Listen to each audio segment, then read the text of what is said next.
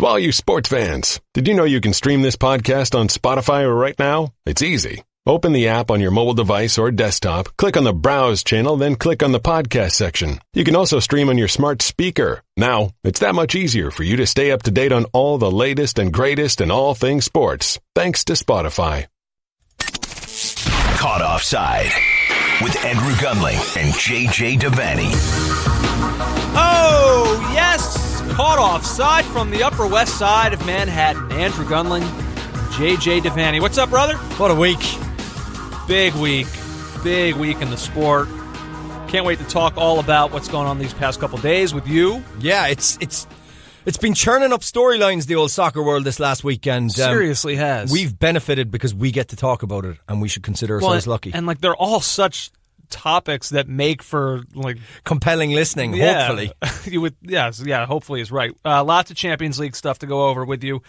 Some CONCACAF Champions League to go over too. And I think it's time we stop making fun of it, because now that our teams are doing well, we need to take it seriously. Oh yeah, that's it. I want you to revise all the lyrics of your song and make it even more dramatic than the other Champions League Our American song. Soccer foreign policy is, if it affects us, we take it serious. Exactly. And because things are going well, now it matters.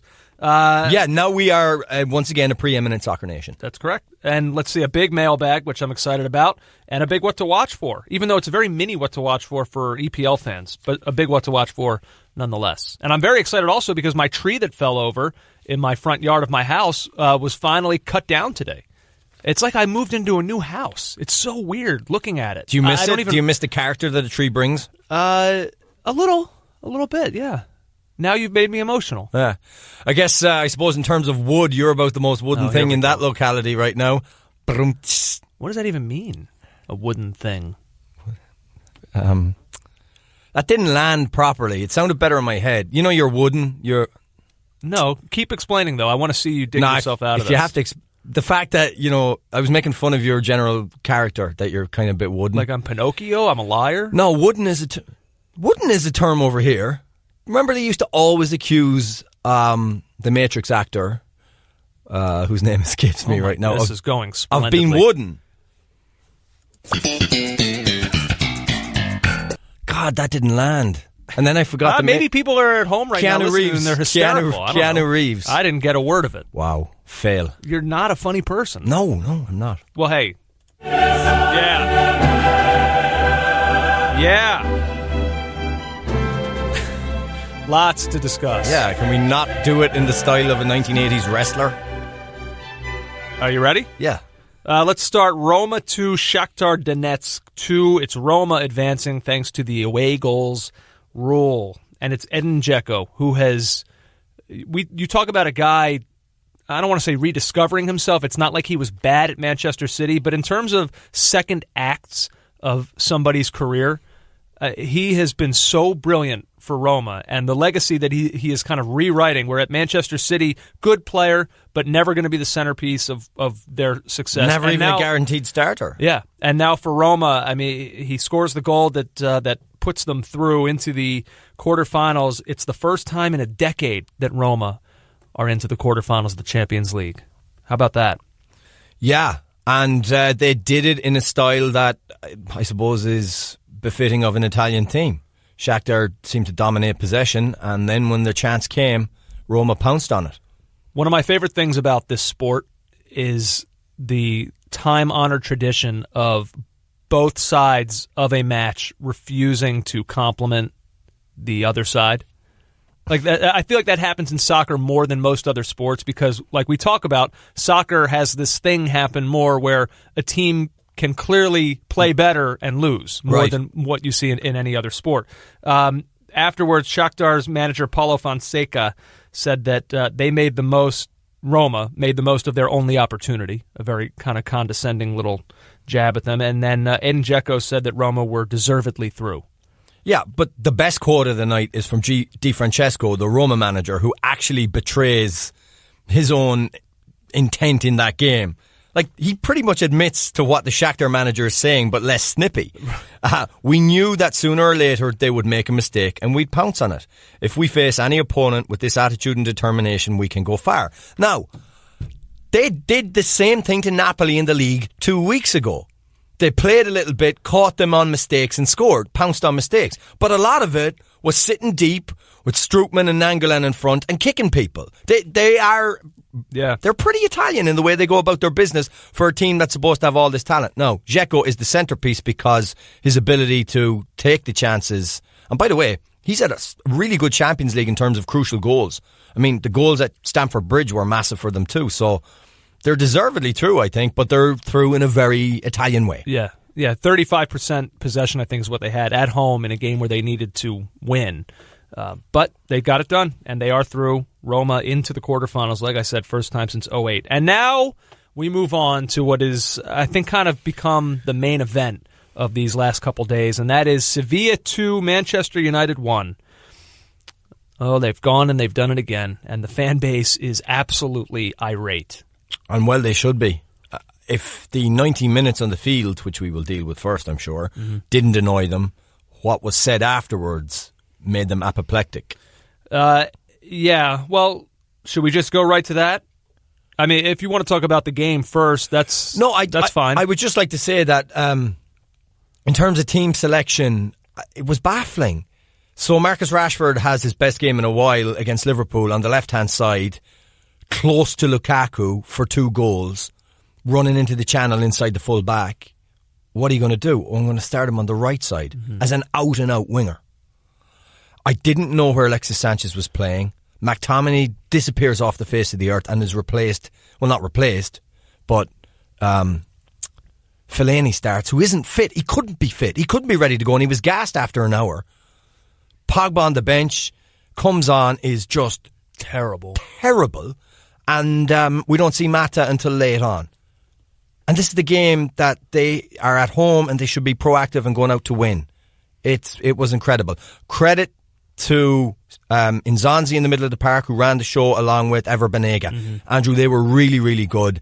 And for Ben Yedder to come off the bench and to score 2 goals, that is brilliant. And I thought they were 2 very good goals too. And here's what they sounded like, courtesy of Ian Dark. Sarabia, Ben Yedder in here. There's the goal. The Sevilla have been threatening, and with only about his 3rd touch of the ball, Wissam Ben Yedder has put Manchester United in deep trouble. Correa, free header. Ben Yedder again. Did that go over the line? It looked like it. It is in. 2-0. Manchester United are dead. Surely. I take that back. The second goal was a shocker. Correa, there was nobody even in his zip code, Andrew. From a corner. So you're not even doing Mourinho things that he used to be good at. They were abject. And then Ashley Young lets Ben Yedder in front of him to finish off the goal. Oh, yeah. They were bad at both ends of the pitch. There's no question about it.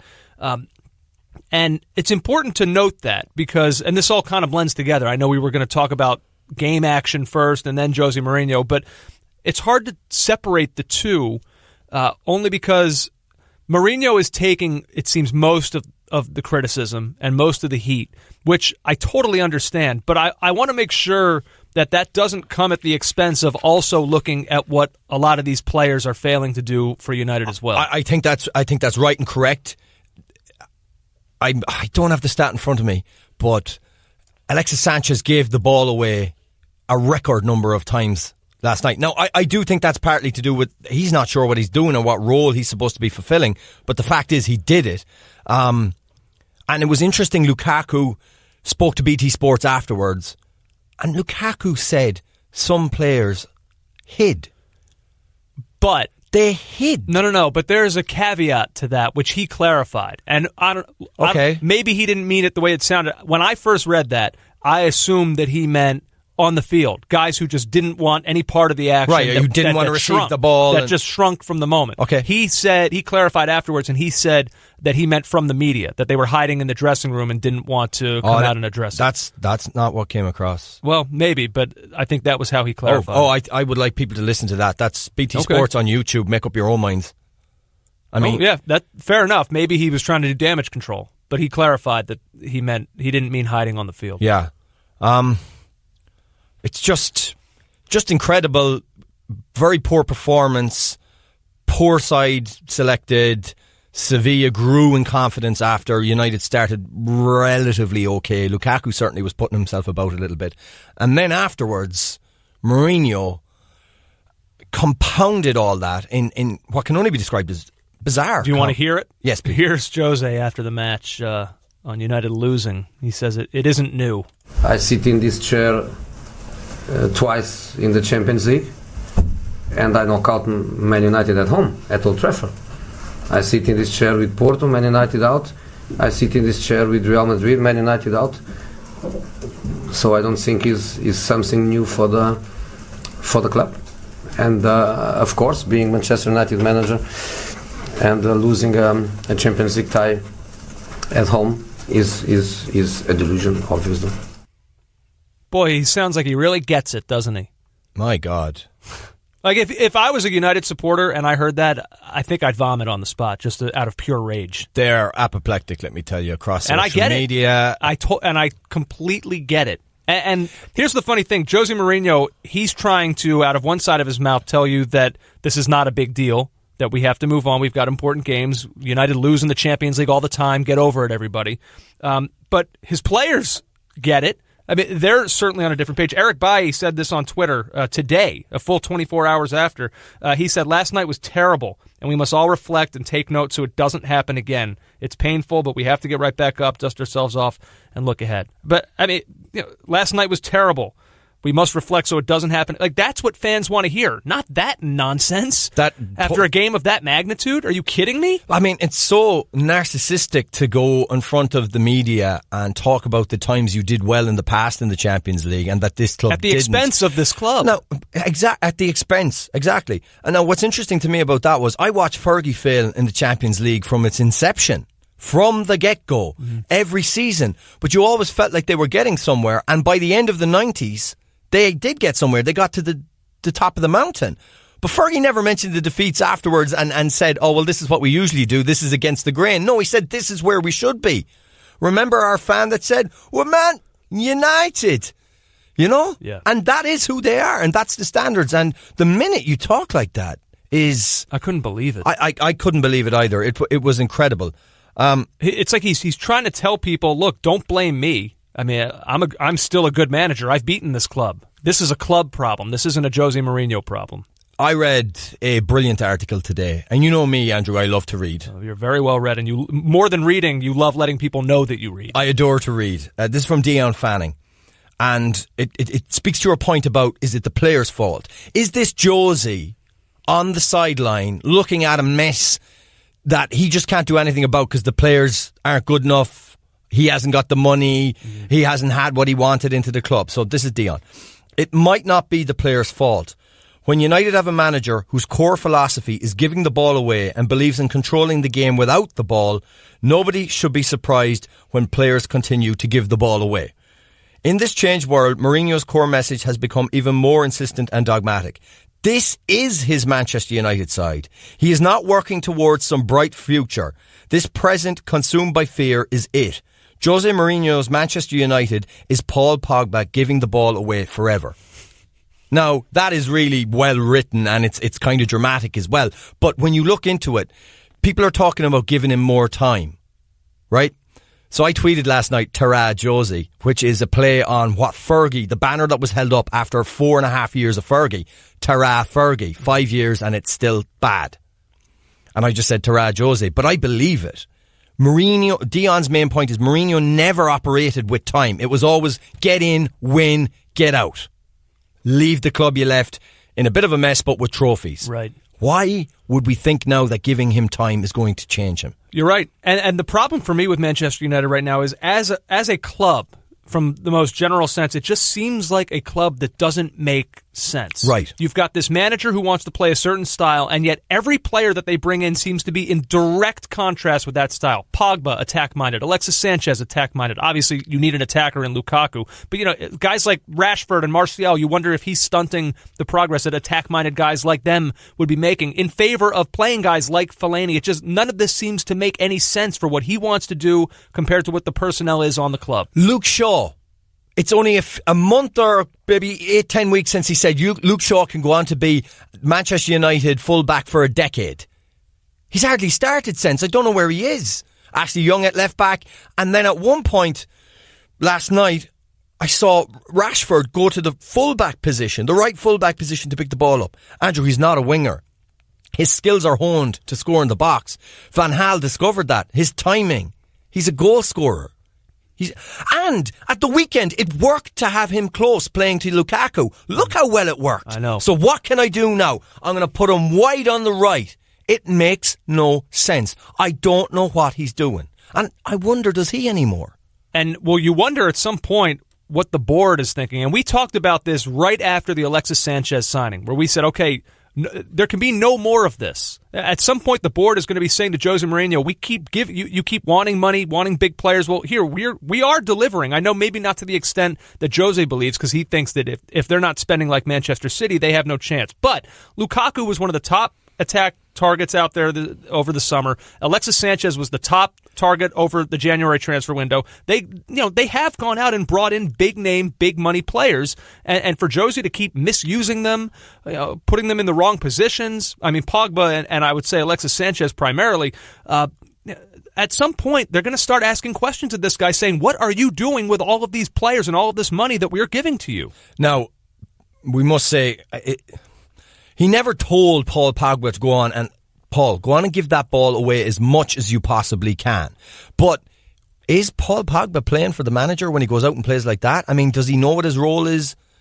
It's a shambles. Let's listen to a few other guys who I was telling you before that BT Sport, they put together such a great panel around these Champions League games where you've got Gary Lineker moderating, and it's Rio Ferdinand and Steven Gerrard and Paul Scholes. England Dream Team. But it's great stuff listening to these guys straight away after the game. Here you're going to hear from Gerrard, Lineker, and Scholes in this one, saying that United players are just not good enough. You see some of the sloppiness there. I mean, that's basics, giving the ball away in the wrong areas of the pitch. Top players who are worth a hell of a lot of money, and I think that is part of the problem here, and the reason why some of these Manchester United get sticks, because I'm not saying it because I'm sitting next to Paul, but they're trying to follow in the footsteps of Paul, your Roy Keanes, your Brian Robsons, who we heard before the game, and Fellaini's not them type of players and never is going to be. I'm not putting the blame on him, but I still think this Manchester United side needs 3 or 4 world-class players if they're going to compete at the latter stage of the Champions League. They've been spending the money. Yeah, I think they need to spend more. Or spend it... You can't you keep spending money, spending loads of money, and you keep saying the 3 or 4 players away. Yeah. At some point, have they got almost too much money that they're almost throwing it away nilly-nilly? Or they're just not using it the way that makes sense. Like I said a few weeks ago, N'Golo Kante would be the perfect Jose Mourinho player, but they're not going out and getting him. They're getting Alexis Sanchez, a different kind of player. And I'm glad that they brought up Marouane Fellaini in that clip, and I don't mean to make him the scapegoat, but he is the perfect example. Because if Mourinho wants to play this style against Sevilla, against Liverpool, against any top club from anywhere, they're not going to be presented with that many chances. But they are going to have some. But the thing is, for Manchester United, if you're only getting a few chances, well, you're going to have to capitalize on them. And you saw that in this game. Fellaini gets a chance, and from an impossible angle, tries to put one on net. It's a relatively easy save. He's got Lukaku streaking down the middle. It would have been a difficult pass to make, but you got to try to play that ball in. You've got a better chance scoring, I think, playing it into Lukaku in the center of the box as opposed to taking it from a difficult angle. That to me says Fellaini's not good enough. If you're only getting a few chances per game, you've got to have guys on your team in attack who will capitalize on those chances. And right now, they're either not playing, or their growth is being stunted, or they just simply don't have them on this team. I still believe there's a manager out there that could set this team up with the personnel they already have and be much better than they are. And that, to me, is the galling thing probably for most Manchester United fans. You knew what you were getting with Mourinho, but now you're not really even getting Mourinho. You're getting a guy who can't do what he used to do, which was get in there, organise a team, have them play a certain way and win. Now they're not doing that anymore. Yeah, and the end used to justify the means. I know, and part of me almost feels guilty for just piling on this guy like he was Wenger right now, when he is coming off a year when he won a Europa League title and he won a League Cup. And this season, he has taken United from, what were they, 6th up to 2nd. So like, do you believe in this? Can I ask you this? Do you believe that the Liverpools, the Manchester Uniteds, the Tottenhams, and particularly the Tottenham, it's always said about the way Tottenham played under Bill Nick in the 60s, the way Liverpool played in the 80s, and the way United play in the 90s. Do you believe that their managers should be beholden to a style of play that is befitting of the team, that the club that they manage? I go back and forth on that. I think that, I think if you bring in a manager, he is allowed to then play the sort of style that he believes is going to get the club to win. I think winning is the bottom line. Now, if you look down the road and you see Manchester City winning, playing beautiful football, and you see Liverpool playing beautiful football and winning, if not winning trophies yet, you're a Man United fan and you're like, we're spending more than Liverpool and less than Man City, but more than most other people, and this is it. Right. What we're getting is not representative of what we're putting in. The headline in L'Equipe during the week, last week, about PSG was, that's it. That's it. And that could be easily the Manchester Evening News. Is this it? Yeah, that's a good point. One more. This is Rio Ferdinand, Lineker, and Scholes. You'll hear the three of them talking about United. You need cohesion. No matter what you spend, you need to be brought together to play football.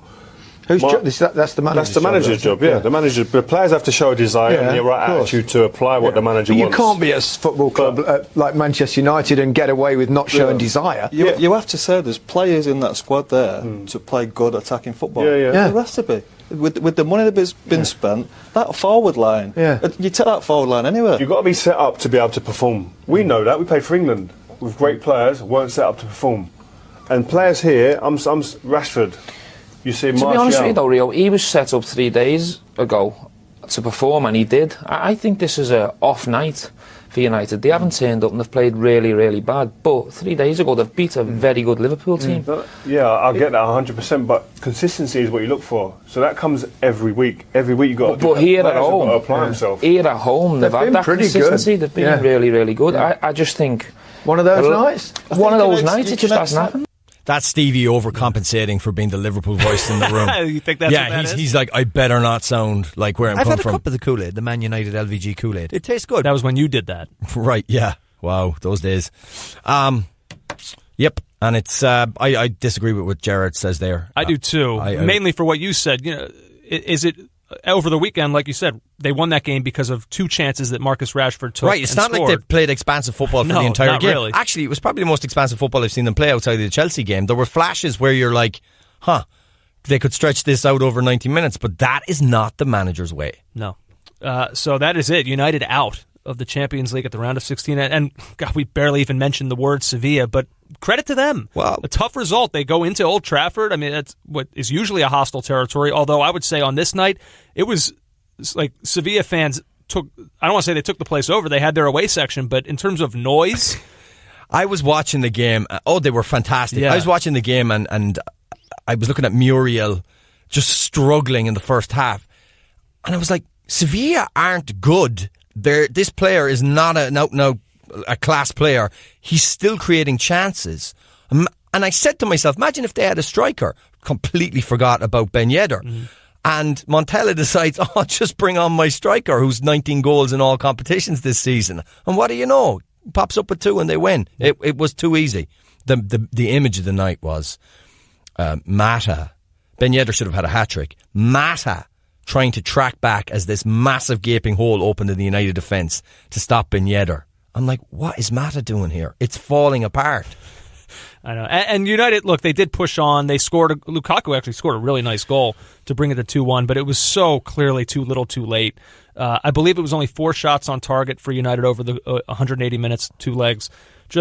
I don't know what else to say. It was just poor. Really, really empty feeling, I would think, right now for United fans going out the way that they just did. And you know what? A 0-0 coming back from Europe back in the Fergie days, and I hate to keep harkening back to them, but that's what the fans want. It would have been batten down the hatches, players running down the ring, crosses, chances, that tension in the air, and it was nothing like that. Let's see. We continue from Tuesday to Wednesday, where Bayern Munich predictably 3-1 on the day, 8-1 on aggregate over Besiktas. They are looking every bit the contender that we believe that they are. 8-1. Yeah. And then, of course, the other one, boy, the narrative on English clubs in the in the Champions League is starting to turn, as Chelsea now also out, a 3-0 defeat at Barcelona. And we start the introspection again. Are we the best league in the world? Well, look, I mean, other than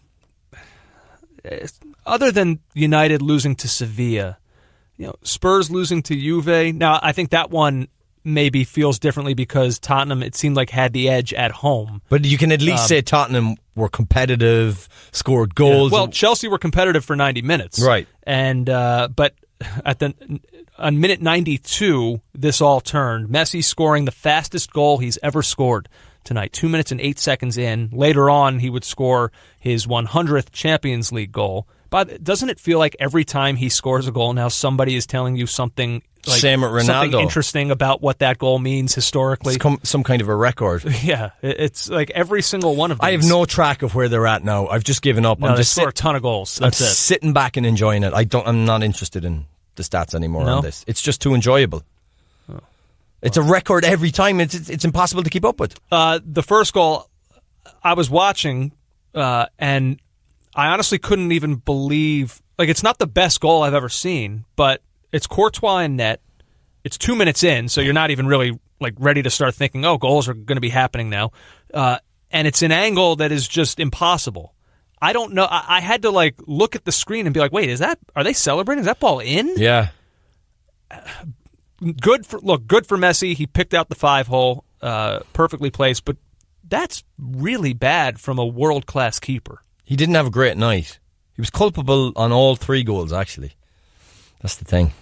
And very good on Twitter today was David Priest, who is the former Sunderland Aberdeen goalkeeper, and he basically analysed all the goals. You love that guy. I feel like he gets mentioned weekly on this show. He's excellent. He's really, really good. He's an ex-goalkeeper, and he breaks it down from an ex-goalkeeper's point of view instead of the banalities that some people trot out. And and occasionally I do, where he feel like he should have done better. And so, what did he say? He said the first goal he actually gave him a little bit of a pass in that when it was drilled so hard, right between his legs, close to his feet, it can be quite hard for a goalkeeper to react on that. The second goal, the Dembele goal, which first of all, the person at fault is Fabregas. I was going to say, was anyone even near Dembele when he made that run into the box? Well, no, but Messi pickpocketed Fabregas, broke, gave it to Dembele, who strikes the ball well, but David reckoned that his hands were too low on that and they should have been a little bit more hip height, because he does get a hand on it, actually, you can see, and he said if it's a little bit higher, with the amount of a hand he gets on it, he'd probably get more if it's at a higher starting point in relation to his hip. And then the third one, I think we all can see that the third one, he's run around. Messi's done a brilliant run, and it's actually a really good covering run by Andre Gomez. Takes Victor Moses out of the game, drills it low, but it's under his feet again. Mm-hmm. It's actually fallen backwards a little bit, which suggests bad technique. Well, there you go. Goalkeeper's Corner with JJ Devaney. You're welcome. Through an actual professional. I play in goal for my Gaelic football team. Okay. I've watched goalkeepers all my life. So that's all it takes now. How dare you? How dare I? One thing about this game that I noticed when the lineups were released, I'm done. Like the revelation that we came to with the transfer window, how until I see a guy, on Twitter signing the paper with a big thumbs up. Right, you don't believe it to be true. You are the biblical doubting Thomas now. Yeah, that's me now with injuries. Because of Iniesta. We were told Iniesta was out. He grabbed his hamstring. Just like we were told a couple months ago, Leroy Sané, he's going to miss a bunch of time, so, just don't even think, he's a week later, 2 weeks later, he's playing. Oh, I'm done. I don't know. My American brain is used to in this country when they tell you a guy is going to miss, 4 weeks in the NFL, he's missing 4 weeks. In European soccer, I have they tell you one thing, I have no idea. No. I have no idea when guys are coming back. That is not true in the NFL. It's absolutely true. It's not true in the NFL that it's 6 weeks in the NFL. They tell you 6 weeks, it's absolutely 6 weeks. That's not true. Iniesta was back and I don't mean to sound upset about it. I want great players playing. But I've been made to look like a fool here, to quote Ron Burgundy. There was a certain man who was allegedly tore his bicep, wasn't going to make the Super Bowl, made the Super Bowl a few years ago. So let's not go down that road. I live down that road. It's the only road I know. But it was great. Look, it was great to see him play. What did he go off after, like 60-something minutes? I forget exactly. But no, it was great that he's out there. Good for him. A 33-year-old who was able to come back earlier than expected from an injury that looked like it was going to keep him out for, I don't know, at least a month and a half, I would say. Yeah. By the way, Chelsea played all right tonight, but it just didn't matter. I don't know. I didn't think Chelsea were great. It didn't seem like their opportunities were coming fast and furious. Barcelona, I felt like were really... It helps when you score 2 minutes in, but it felt like Barcelona were in control of this. I don't know. Alvaro Morata is a weird case to me. This is the biggest game Chelsea has this season, and he can't. It comes on when the game. I think they were down 3-0. I think it was right after the third goal scored that they brought in Morata, and the game over at that point. I know Antonio Conte was frustrated by that signing before the season, and he wanted Lukaku, but boy, for this guy to not even be able to get on the field in big games. I don't know who that's an indictment of. If that's an indictment of Morata or if that's an indictment of the board at Chelsea, or how they sign players, the systems they use. And Conte said it early in the season, so he recognized there was still an issue there. But I'm surprised that they've essentially given up on this guy. That's what it looks like. And there's been times when Morata has been really good, and we've been like, yeah, he's finding his form, he's clicking in, and I think he's probably a victim of a larger power struggle at Chelsea that Conte's in the middle of. And I don't know. I feel bad for him in a way. Yeah. So do I. Chelsea really, if you're going off of body language, they look defeated. Yeah. They really looked defeated tonight during the game, not just after or anything like that. I don't know what this means for Antonio Conte. He's already been under fire. It's the long goodbye. There's no way we're going to see his sunny little Italian face in August. Already rumors are circulating about him to PSG, which maybe, I suppose I could see that. I still believe he's a good manager. I think he's an excellent manager. I think what he did last season was brilliant. But we've seen it before. It's short-termism at Chelsea. And you're not just managing a team, you're also managing a owner, it appears. Yep. So all of a sudden, like I was saying before, these English clubs that were flying high now, and then there were two, City and Liverpool.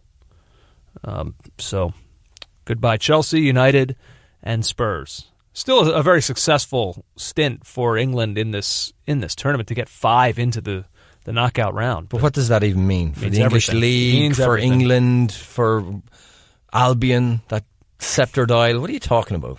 For Albion. It just means we've got 2 English teams left. I don't think we should read any more into that. The draw is Friday, correct? Yep, Friday. 7 a.m. Eastern Time, bright and early. Who are you hoping to face? Everyone, anyone. Look, it's just you and I talking. No one's listening. Roma. Actually, no. What am I saying? No, I don't want them. I don't want any part of them. I'll have a crack at. You wouldn't like to see Mo Salah face his own club? Maybe a little extra motivation. I saw he sent out a tweet that seemed to be, what was his tweet? That he was taking a dig at, I think it was at United, right after, or Josie, I guess, the guy who Mourinho was his manager. Yeah, at Chelsea. Yeah. After the match, Salah tweeted, "The UCL draw can't come soon enough," with a laughing emoji. Okay. Yeah, I don't know. People seem to take that as a shot at United. Well, I mean, Diego Costa... Well, I saw what he did. Took a picture of the Chelsea lineup and then scratched out Conte's name off the TV. So there we are. Yeah, look, I don't care who we take. Okay. I really don't. I really don't. That's the right attitude. This is where Liverpool belong. Look, at this point, it's all, nothing's easy. No, I mean, I blurted out Roma, and then I thought, well, do I want a team that's going to sit deep like that and make it difficult for our front three? Of course I don't. So I don't know what I want. Let's see. Other things are happening. The CONCACAF Champions League. Oh, we've gone and done it. Now, there is still Seattle tonight looking to finish off Guadalajara. It's 1-0 on aggregate to the Sounders.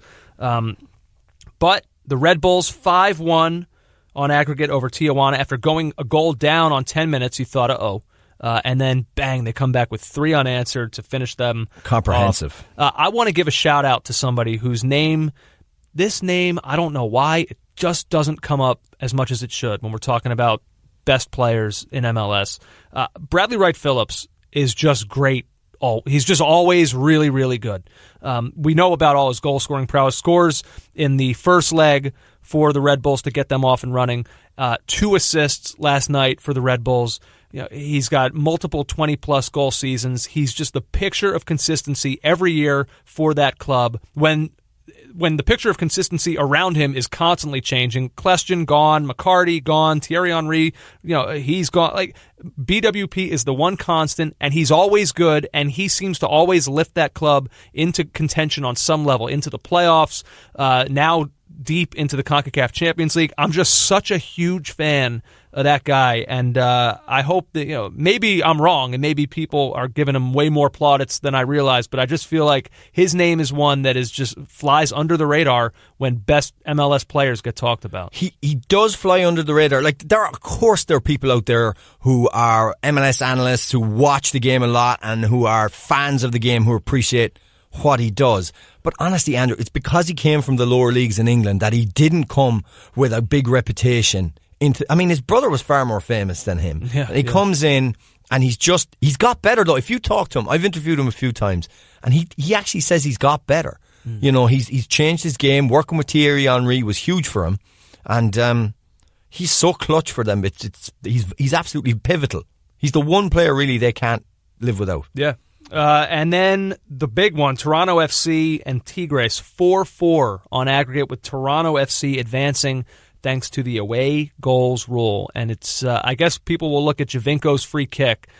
This is what you like to see, a huge stage, Toronto at Tigres, and the best player, or the person who is perceived to be MLS's best player in Javinko, comes up huge with that goal. Yeah. Keeper got a hand to it. Should have done better, I think. In fairness to Javinko, he's put it where it's so hard to get to, but the keeper was on his way. He read it, and he got a huge hand on it, and I think he'd be a little bit disappointed, but it's still a great free kick. I think what Tigres will really be disappointed is that they seem to lose their cool a little bit. They didn't go about their business methodically. It was all a bit harem-scarum. It was a lot of passes going all over the place. There was a lot of tension. They realised, oh my God, we can't go out here. They felt the pressure, and Gignac had a couple of chances that, especially one towards the end, that I would have put my house on him scoring, and he didn't. And I don't think Vargas gave them enough either on the night. Gignac did score 2. One of them was kind of too little too late, the penalty right at the end. But there was the one where the game was still in the balance, the keeper's coming out, and he clips it past the post. If he scores that, you never know. It's true. No, you're right. So what does this mean? MLS clubs now doing that thing against Liga MX sides in this competition that we thought they couldn't do. Well, they've done it one season. So, they need to do it consistently. We need to see these kind of results where we're not going in as trepidatious as we were when we saw the draw and expecting them to do it. That's what has to happen. But this is where you start. Yeah. This is. There's nothing else to extrapolate outside of it until next season. Because if they do it 2 seasons back to back, you can say that there's maybe some kind of a power shift in the kind of player MLS is bringing in. Yeah, well, I think that has a lot to do with it. This shift that we've talked about in the last couple seasons, moving away from the Gerrards and Lampards and Pirlos, and moving into the Laderos and Diego Rossi's, players like that we're now for LAFC. These Central American, South American younger players that maybe aren't as big names, but are clearly the right type of player for what this league is right now. And I think also as well we should consider the fact that Toronto have spent a lot of money on this roster. Bradley, Altidore, Javinko, Vasquez.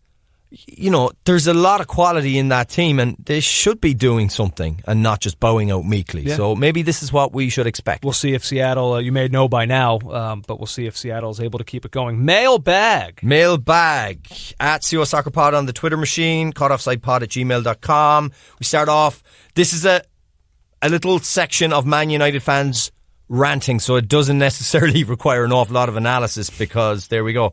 At History Cuts Deep, if Mourinho has a job next season, I'll be shocked.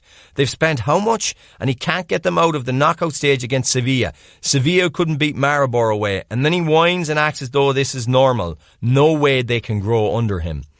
At Long Drew Long 90, how is Fellaini still a Man United player, let alone starting in a Champions League knockout game? I feel he is the perfect player, ... for Stoke or West Brom. At Tristan Atilano, Why did United spend 740 million just to play like Stoke City? Defend, and hope they can flick a header into the box for a scoring chance. It just makes no sense at all, especially with the quality they have. Got to get Crouchy in there. Dustin Gray from the Twitter machine. Just thought an email would be better for this. I watched the United Sevilla game today. Question, have you seen a worse performance from a favoured team? There was no identity, no spirit, until Sevilla scored twice in 4 minutes. They made Fellaini a fulcrum when he hasn't played for months and has been otherwise shambolic. Please don't get me started with the defence. Yes, we have the greatest keeper in the world right now, but he can only do so much.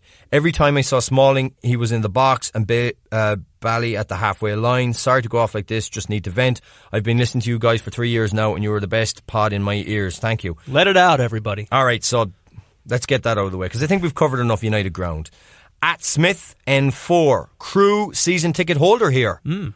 Heard your pod, awesome as always. Lots of people standing around concourse, hurts the look of the stadium, but some season ticket holders dropped after announcement on away side where lots of empty seats are located. Also, no travelling Montreal fans. Okay. So, talking about what we were saying last week, how we're kind of monitoring what attendance looks like. Yeah, we kind of looked at it. It looked a little bit patchy. Which, yeah. I mean, they're damned if they do and they're damned if they don't. If they don't turn up, the owner just says, well, you're not supporting the team. And if they do turn up, they're kind of lending... You wonder if they're putting money into the pockets of the man who's going to rip the club away from them. Yeah, you're right. No, it's that. an impossible situation. At Paul QPR Davison, a key thing that was maybe missed on your show was West Ham sold cashed in on their biggest asset, the stadium, and now rent. Best show in ages. So he said it was the best show in ages. That is high praise. Yeah, I mean, the issue with that is the whole stadium is a crazy scenario where the taxpayers are paying for it one way or the other. And West Ham got it at a knockdown rate. But you tremendously knocked down. Yeah, it cost 700 million. So, ultimately, it's always the taxpayer that foots the bill. I found one thing fascinating from what Dave said on that podcast. And by the way, we should say, go back, if you haven't heard it, go back and take a listen, because we had a guest on, host of the West Ham Way podcast, to break down why everything happened the way that it did with fans and the club last weekend for West Ham. It's a really interesting listen, West Ham fan or not. I can't believe that West Ham ownership made the promise to the fan base that the seats would be the same distance to the pitch that they were at the Boleyn ground. Crazy, right?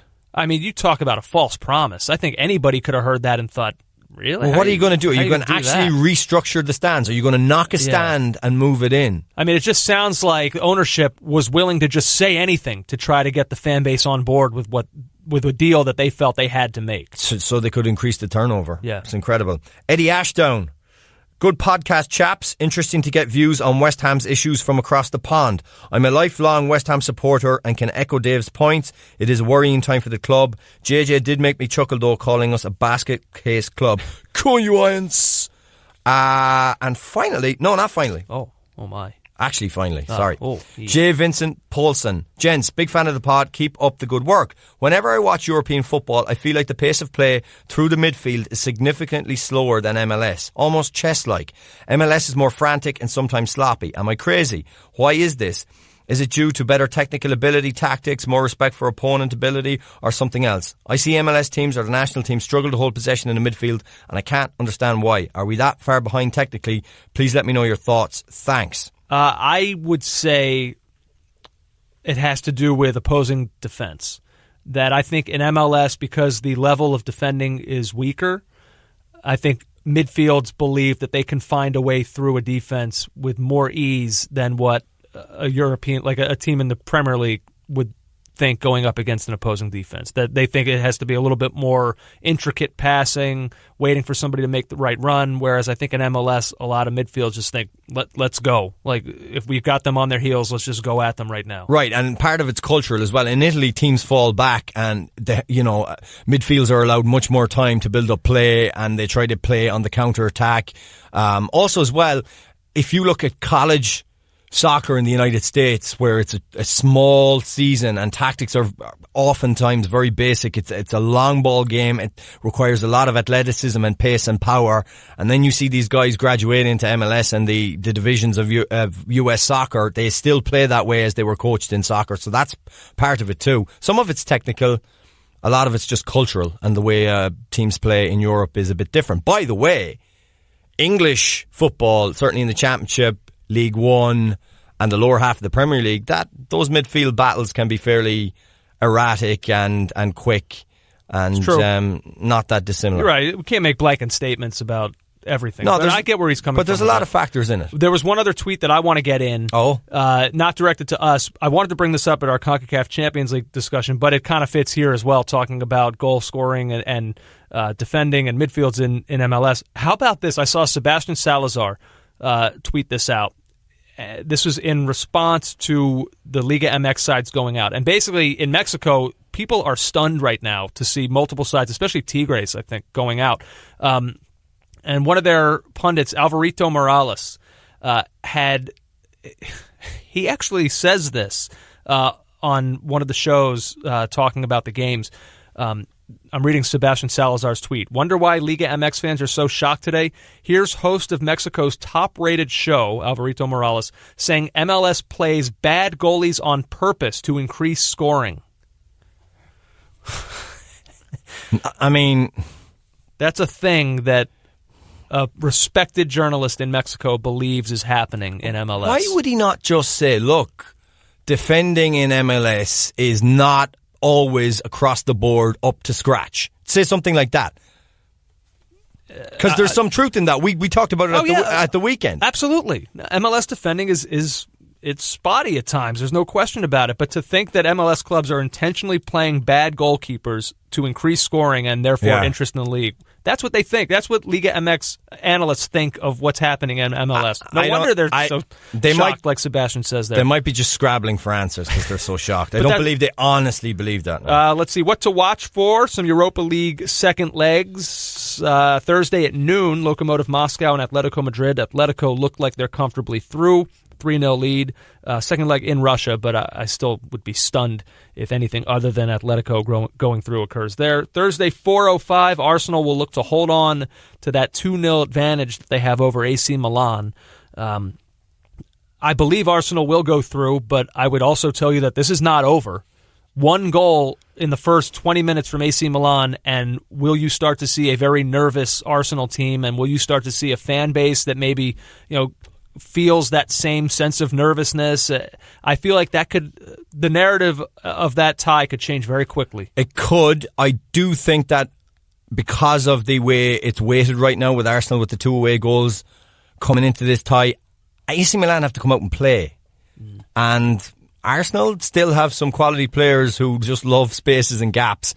And it's not going to be necessarily in their nature. AC Milan would love to have had a lead going into this tie, so I wonder how Gattuso's going to play it. I really do. Yeah, and Arsenal are putting all their eggs in this basket now, this Europa League, like what United had to do last season. Arsenal probably believes we can do that too, especially when you look at this other one, Thursday, 4:05, Salzburg and Borussia Dortmund, with the second leg going back to Salzburg and them holding a 2-1 lead over Dortmund. So if you're Arsenal and you start looking around, Napoli are out, Dortmund are trailing going into their second leg. You start looking at Atletico Madrid. There are other, Lyon has a lead, Lazio. There are still other good clubs. There's no question about it. But Arsenal will be looking at this saying, why not us? Because of Atletico Madrid. They will look at it that way. Well, the hope, avoid them as long as possible. Hope that somebody does you a favor and maybe you don't end up facing them. It's, you never know. Let's see, FA Cup quarterfinals this weekend. This is one of the weird FA Cup / EPL weekends, which is really wreaking havoc on my EPL fantasy league. You only got 4 games this weekend, but so people have to. Your fault for doing it. You used to be in this league. Don't you think you're better than us? Well, yeah. No. I know you do. FA Cup, the quarterfinals, it starts off Saturday at 8:15 a.m. Swansea and Spurs. I guess this is a good time to mention that the news on Kane was not awful, not great. I think if you're an England fan, it was great news. If you're a Tottenham fan, it was kind of news. There is some ligament damage. They're saying out until April. That's broad, especially because Tottenham play Chelsea April 1, the first day of April. So when they say out until April, do they mean he'll be back for that game? I'd be surprised. And you say it's good for England, or it's better for England that he has, there's a gap between his proposed recovery time and the World Cup, but how many quality matches is he going to fit in terms of warm-up friendlies to get him back to match speed? He'll be fine. Come on. What are you trying to do to English fans? Again, history means nothing to you. No. Absolutely nothing to you. Nope. The history of English football runs not smooth. I live every day like it's the first day ever lived by anyone. And let's see. By the way, Spurs without Harry Kane since the 2014-15 season. They've played 130 games with him. Win percentage of .585, just under 2 goals per game. The 13 games that they've played without him, .385 win percentage. 5 wins, 4 draws, 4 losses. 1.2 goals per game. They're still good, but there's clearly, as you would expect, when one of the best players in the world. I don't know what 0.2 of a goal is. I would advise you move on quickly. Your figures are boring me. 1.2 goals per You can't game. figure out what that means. Have you never taken a math class in your life? You're stretching goals. There's no such thing as 0.2 of a goal. I know what you mean, but I'm bored now. Come on. Oh my God. You really just... let's see. Saturday at 3:45, Manchester United. Like Jose said, Champions League, no big deal because now we've got Brighton. Doesn't sound right, does it? Well, that's how he's viewing it. You would certainly expect them to What win is that. the atmosphere going to be like, though? I'm so glad that it's at Old Trafford. They're not. I'm sure Brighton fans will be up for it. A quarterfinals match against Manchester United in the FA Cup. If there was a way to be on the road, United would want it. Yeah. Sunday, 9:30, Wigan and Southampton. Wigan are the club. Not that I think their road ends here. Maybe Southampton get that new manager bounce. Even though this is in Wigan, but they have made this tournament so interesting because everybody was looking at this was Manchester City and whatever, but all of a sudden, all of these clubs that have nothing left to play for in European competition or domestically, like all of a sudden, the interest in the FA Cup has become massive. This is the way for United, Chelsea, and Spurs to salvage their seasons. So, in Wigan doing everyone that favor, I feel like it has brought a renewed interest to this tournament. I wouldn't bet against Wigan there. Okay. That's a rudderless team. Is Mark Hughes going to be installed as Southampton manager by the weekend? Probably not. So, you've got Paul Cook, who's already negotiated defeats of West Ham and Manchester City. They're at home. That pitch is interesting to say the least. I don't know. Magic of the Cup and all that. Oh, there we go. Sunday, 12:30, Leicester City and Chelsea, which probably on paper, that's probably your game of the weekend right there. Leicester City looked really good last weekend. Iheanacho coming off the bench scored a beautiful goal. That's the one that I'm most curious about. Chelsea may be a wounded animal right now. See if Leicester can really get them while they're down. We'll see. EPL, like I said, only 4 games this weekend. I guess the highlight, none of them are really jump off the paper, but Saturday at 1:30, Liverpool and Watford.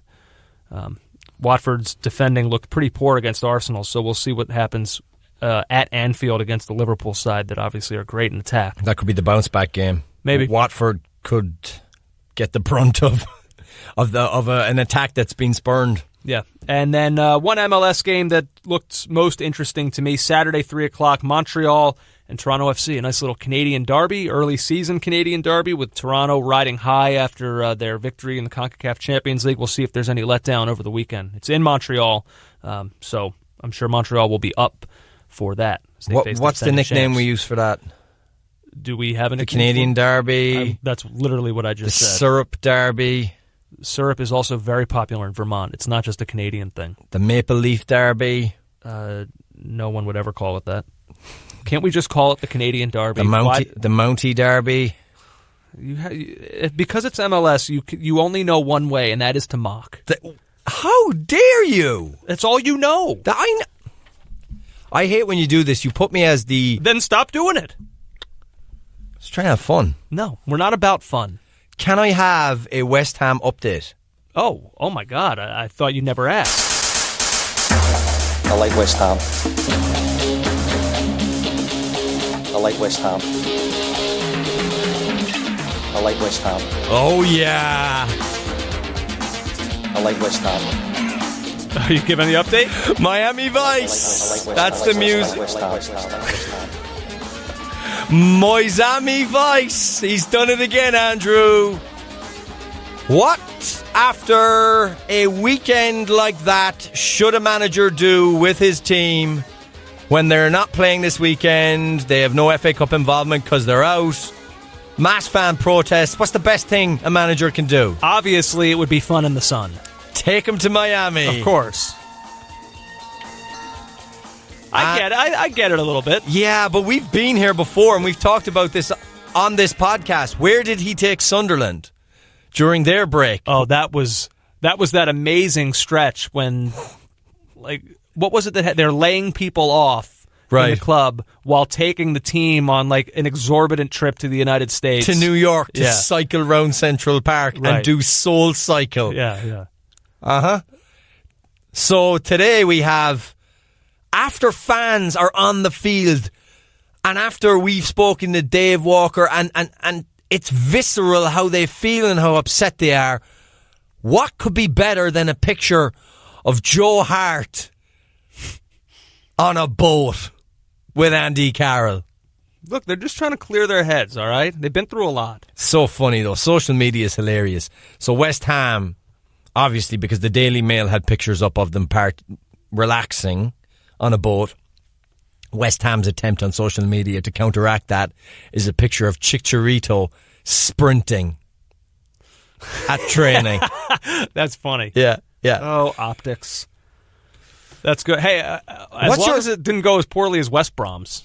Like, was anyone arrested or it's ongoing. It's not over yet. We don't know. So Moyes, the night is young. So Moyes could still potentially have his wallet and cell phone stolen at some club. Miami Vice. Have you ever been to Miami? No, I haven't. What? I haven't. No. Wow. I prefer Los Angeles. So you have to choose. You can't have experienced both places. No, I just feel it's